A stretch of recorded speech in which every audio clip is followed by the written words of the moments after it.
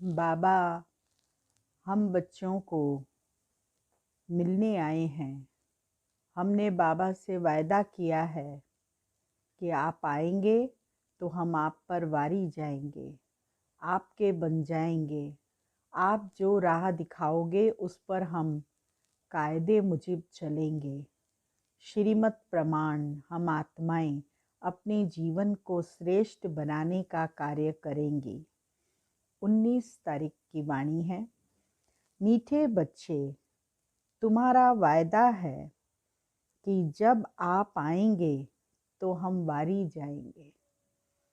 अब आप आए हैं तुम्हें वायदा याद दिलाने।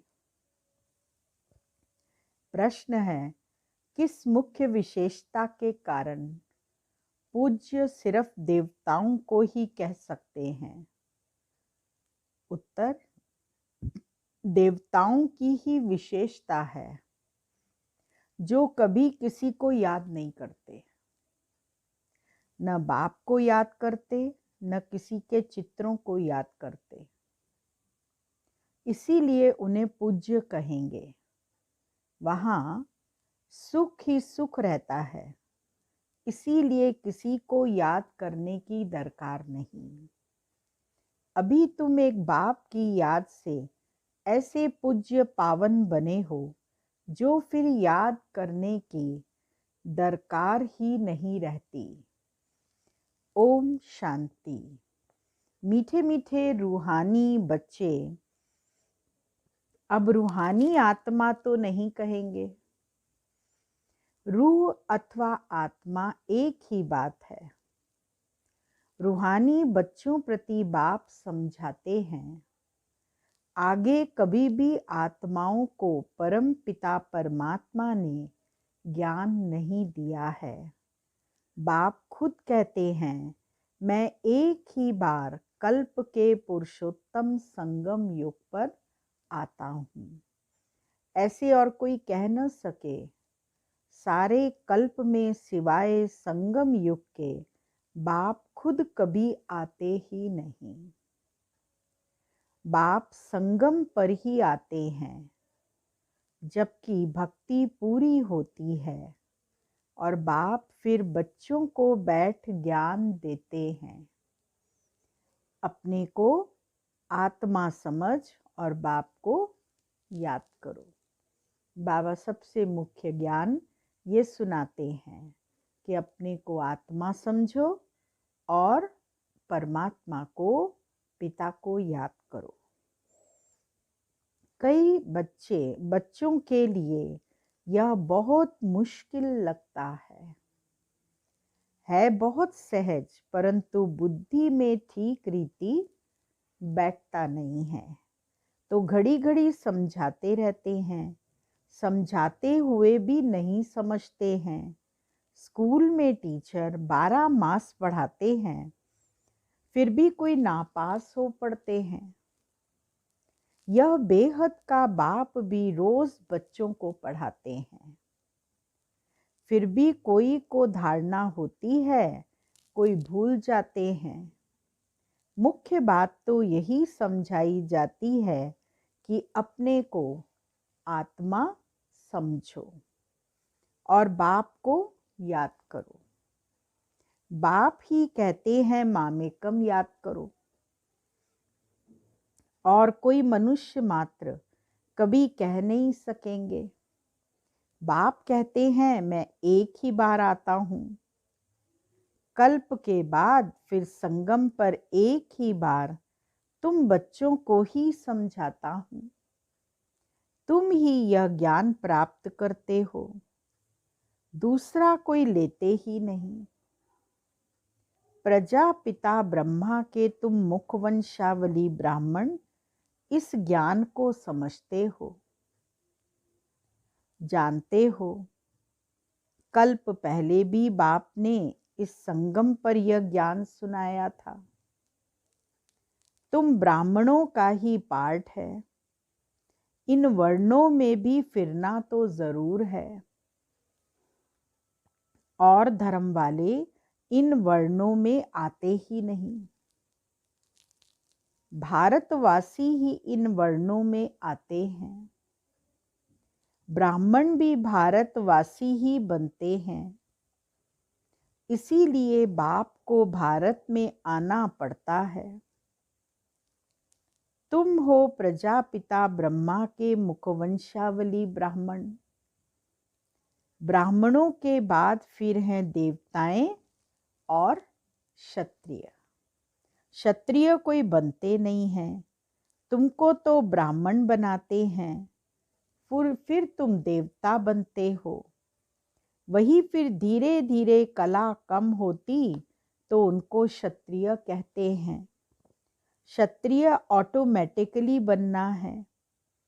बाप तो आकर ब्राह्मण बनाते हैं, फिर ब्राह्मण से हम देवता बनते हैं, देवता से फिर हम क्षत्रिय बनते हैं। तीनों धर्म एक ही बाप अभी स्थापन करते हैं। ऐसे नहीं कि सतयुग त्रेता में फिर आते हैं। मनुष्य न समझने के कारण कह देते सतयुग त्रेता में भी आते हैं। बाप कहते हैं मैं युगे युगे आता नहीं हूं, मैं आता ही हूं एक बार। कल्प में एक बार आता हूं। हर युग में भगवान का अवतरण नहीं होता। कल्प के संगम पर जब कलयुग का अंत और सतयुग का आज, जिसको पुरुषोत्तम संगम युग कहते हैं, उस समय परमात्मा आकर के हम आत्माओं की गति सद्गति करते और विश्व के परिवर्तन का कार्य करते हैं। तुमको मैं ही ब्राह्मण बनाता हूँ प्रजापिता ब्रह्मा द्वारा। मैं तो परमधाम से आता हूँ। अच्छा, ब्रह्मा कहाँ से आता है? ब्रह्मा तो 84 जन्म लेते हैं, मैं नहीं लेता हूँ। ब्रह्मा सरस्वती जो ही विष्णु के 2 रूप लक्ष्मी नारायण बनते हैं, वही 84 जन्म लेते हैं। फिर उनके बहुत जन्मों के अंत में प्रवेश कर इनको ब्रह्मा बनाता हूँ। इनका नाम ब्रह्मा मैं रखता हूँ। यह कोई इनका नाम अपना नहीं है। बच्चे का जन्म होता है तो छठी करते हैं, जन्मदिन मनाते हैं। इनकी जन्म पत्री का नाम तो लेखराज था। वह तो छोटेपन का था, अभी नाम बदला है, जबकि इनमें बाप ने प्रवेश किया है संगम पर। सो भी नाम बदलते तब हैं जबकि यह वानप्रस्थ अवस्था में है। वह सन्यासी तो घर बार छोड़ चले जाते हैं, तब नाम बदलता है। यह तो घर में ही रहते हैं, इनका नाम ब्रह्मा रखा। क्यों? क्योंकि ब्राह्मण चाहिए ना। तुमको अपना बनाकर पवित्र ब्राह्मण बनाते हैं। पवित्र बनाया जाता है, ऐसे नहीं कि तुम जन्म से ही पवित्र हो। तुमको पवित्र बनने की शिक्षा मिलती है। कैसे पवित्र बने, वह है मुख्य बात। तुम जानते हो कि भक्ति मार्ग में पूज्य एक भी हो नहीं सकता। मनुष्य गुरुओं आदि को माथा टेकते हैं, क्योंकि घर बार छोड़ पवित्र बनते हैं। बाकी उनको पूज्य नहीं कहेंगे। पूज्य वह जो किसको भी याद न करे। सन्यासी लोग ब्रह्म तत्व को याद करते हैं ना, प्रार्थना करते हैं। सतयुग में कोई को भी याद नहीं करते। अब बाप कहते हैं तुमको याद करना है एक को, वह तो है भक्ति। तुम्हारी आत्मा भी गुप्त है। आत्मा को यथार्थ रीति कोई जानते नहीं। सतयुग त्रेता में भी शरीरधारी अपने नाम से पार्ट बजाते हैं। नाम बिगड़ तो पार्टधारी हो न सके। कहाँ भी हो, शरीर पर नाम जरूर पड़ता है। नाम बिगर पार्ट कैसे बजाएंगे?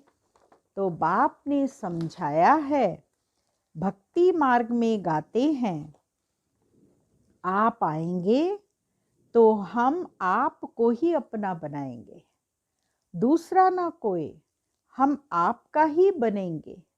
यह आत्मा कहती है। भक्ति मार्ग में जो भी देहधारी हैं, जिनके नाम रखे जाते हैं, उनको हम नहीं पूजेंगे। जब आप आएंगे तो आप पर ही कुर्बान जाएंगे। कब आएंगे? आएंगे तो सही, पर कब आएंगे यह भी नहीं जानते। अनेक देहधारियों की, नामधारियों की पूजा करते रहते हैं। जब आधा कल्प भक्ति पूरी होती है तब बाप आते हैं, कहते हैं, तुम जन्म जन्मांतर कहते आए हो, हम तुम्हारे बिगर किसको भी याद नहीं करेंगे, अपनी देह को भी याद नहीं करेंगे। परंतु मुझे जानते ही नहीं है तो याद कैसे करेंगे? अब बाप बच्चों को बैठ समझाते हैं, मीठे मीठे बच्चों, अपने को आत्मा समझो और बाप को याद करो। बाप ही पतित पावन है, उनको याद करने से तुम पावन सतो प्रधान बन जाएंगे। सत्युग त्रेता में भक्ति होती नहीं, तुम कोई को भी याद नहीं करते, न बाप को न चित्रों को। वहां तो सुख ही सुख रहता है। बाप ने समझाया है, जितना तुम नजदीक आते जाएंगे, कर्मातीत अवस्था होती जाएगी। सतयुग में नई दुनिया, नए मकान में खुशी भी बहुत रहती है। नए भवन में प्रवेश करते हैं तो खुशी भी बहुत रहती है, क्योंकि सब कुछ नया नया होता है। फिर 25% पुराना होता है तो जैसे स्वर्ग ही भूल जाता है। तो बाप कहते हैं, तुम गाते थे, आपके ही बनेंगे, आप से ही सुनेंगे, तो जरूर आप परमात्मा को ही कहते हो ना। आत्मा कहती है, परमात्मा बाप के लिए। आत्मा सूक्ष्म बिंदी है, उनको देखने के लिए दिव्य दृष्टि चाहिए। आत्मा का ध्यान कर नहीं सकेंगे। हम आत्मा इतनी छोटी बिंदी हैं, ऐसा समझ याद करना मेहनत है। आत्मा के साक्षात्कार की कोशिश नहीं करते, परमात्मा के लिए कोशिश करते हैं। आत्मा का अनुभव करना नहीं चाहते, परंतु परमात्मा को खोजते हैं कि उसका साक्षात्कार हो जाए। जिसके लिए सुना है कि वह 1000 सूर्यों से तेजोमय है। किसको साक्षात्कार होता है? तो कहते हैं बहुत तेजोमय था, क्योंकि वही सुना हुआ है। जिसकी नवदा भक्ति करेंगे, देखेंगे भी वही, नहीं तो विश्वास ही न बैठे। बाप कहते हैं, आत्मा को ही नहीं देखा है तो परमात्मा को कैसे देखेंगे? आत्मा को देख ही कैसे सकते? और सबके तो शरीर का चित्र है, नाम है, आत्मा है बिंदी, बहुत छोटी है, उनको कैसे देखें?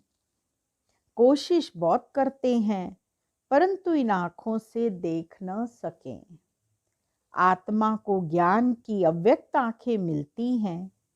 अभी तुम जानते हो हम आत्मा कितनी छोटी हैं। मुझ आत्मा में 84 जन्मों का पार्ट नुधा हुआ है, जो मुझे रिपीट करना है। बाप की श्रीमत मिलती है श्रेष्ठ बनाने के लिए, तो उस पर चलना चाहिए। तुम्हें दैवी गुण धारण करने हैं। खान पान भी रॉयल होनी चाहिए। चलन बड़ी रॉयल चाहिए। तुम देवता बनते हो तो देवताओं की चलन कैसी होती है वैसी तुम्हारी चलन होनी चाहिए। बहुत आहिस्ता आहिस्ता सौम्यता से और मुस्कुराहट रहे, व्यवहार तुम्हारा बहुत अच्छा रहे, बोल तुम्हारे मीठे हों, नैनों से स्नेह झलकता हुआ हो। तो बाबा कहते बच्चे तुम्हारी चलन, तुम्हारा कार्य बहुत रॉयल होना चाहिए और खान पान भी बहुत रॉयल होना चाहिए। देवताओं के समान जितना रॉयल्टी से रहना शुरू करेंगे तो फिर भविष्य में भी वैसे ही हमारा जीवन बन जाएगा। देवताएं खुद पूज्य हैं। यह कभी किसकी पूजा नहीं करते। देवता कभी भी किसी की पूजा नहीं करते। वह तो डबल सिर ताज है ना। यह कभी किसे पूजते नहीं तो पूज्य ठहरे ना। सतयुग में किसको पूजने की दरकार ही नहीं है। बाकी हाँ, एक दो को रिगार्ड जरूर देंगे, रिस्पेक्ट देंगे, रिगार्ड देंगे। ऐसे नमन करना, इनको रिगार्ड कहा जाता है। झुक के नमस्कार करना, इनको रिगार्ड कहा जाता है। जो भी राजा महाराजा घराने के लोग होंगे, आपने देखा होगा या मिले होंगे उनसे, तो वो बहुत झुक झुक के नमस्कार करते हैं, बहुत रिस्पेक्ट रिगार्ड रखते हैं सबका, एक दो का, बड़ों का, सबका। तो इसीलिए बाबा कहते कि ऐसे नमन करना, इनको रिगार्ड कहा जाता है। ऐसे नहीं दिल में उनको याद करना है। रिगार्ड तो देना ही है। जैसे प्रेसिडेंट है, सब रिगार्ड रखते हैं, जानते हैं ये बड़े मर्तबे वाला है, नमन थोड़े ही करना है। तो बाबा समझाते हैं यह ज्ञान मार्ग बिल्कुल अलग चीज है। इसमें सिर्फ अपने को आत्मा समझना है, जो तुम भूल गए हो। शरीर के नाम को याद कर लिया है, काम तो जरूर नाम से ही करना है। बिगर नाम किसको बुलाएंगे कैसे। नाम तो वहां भी होते हैं देवी देवताओं के, नाम से ही तो बुलाएंगे ना। भल तुम शरीरधारी बन पाठ बजाते हो, परंतु बुद्धि से शिव बाबा को याद करना है।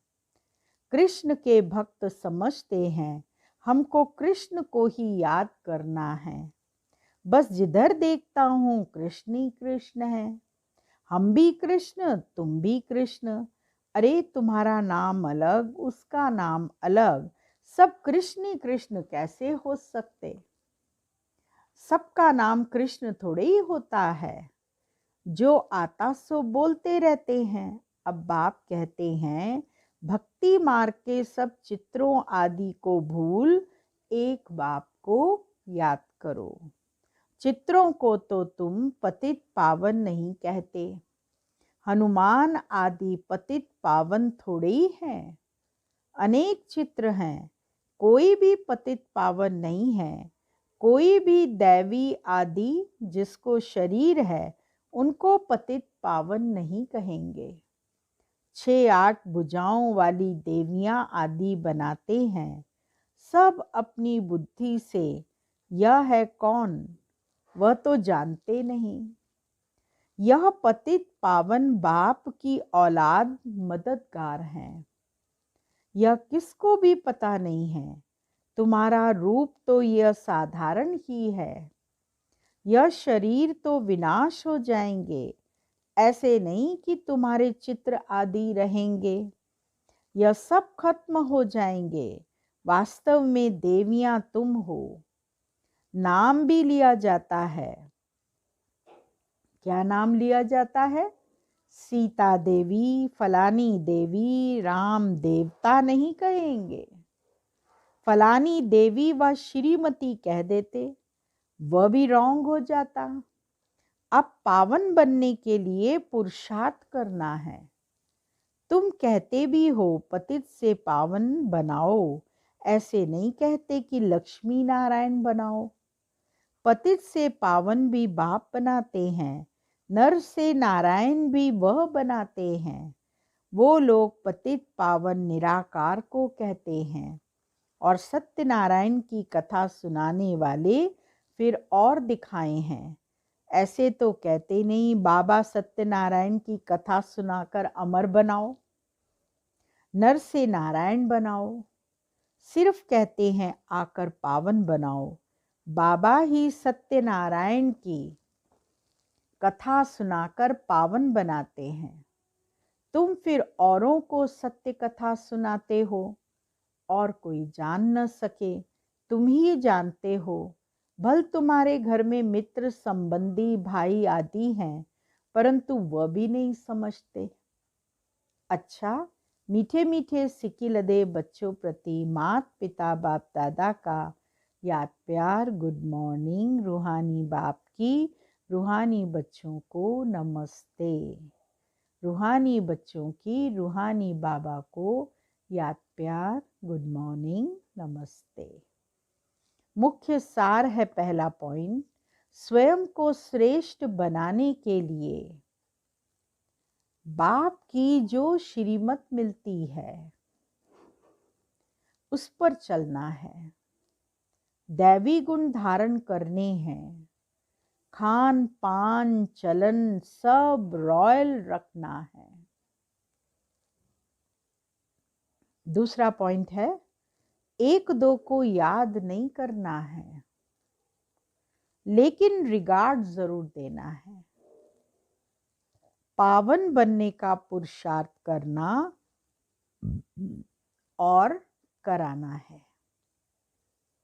वरदान, सर्व खजानों को समय पर यूज कर निरंतर खुशी का अनुभव करने वाले खुश नसीब आत्मा भव। बाप दादा द्वारा ब्राह्मण जन्म होते ही सारे दिन के लिए अनेक श्रेष्ठ खुशी के खजाने प्राप्त होते हैं। इसीलिए आपके नाम से ही अब तक अनेक भक्त अल्पकाल की खुशी में आ जाते हैं।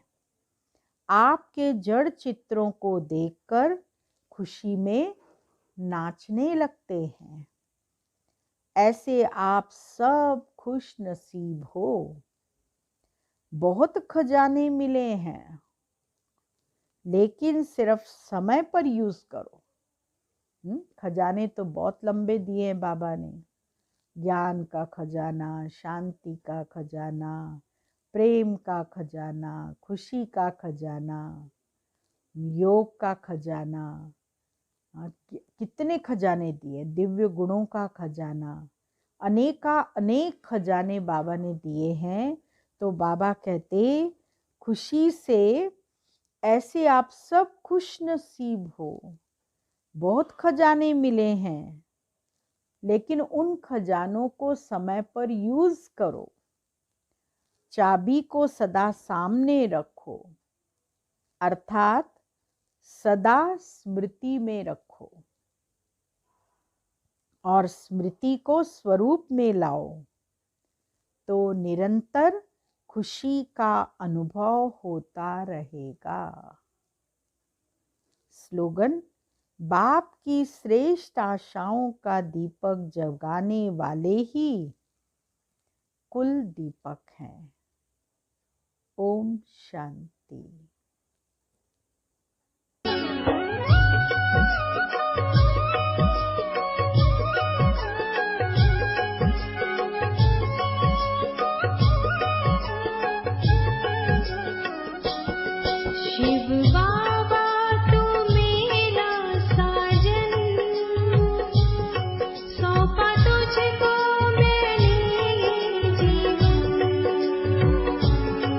शिव बाबा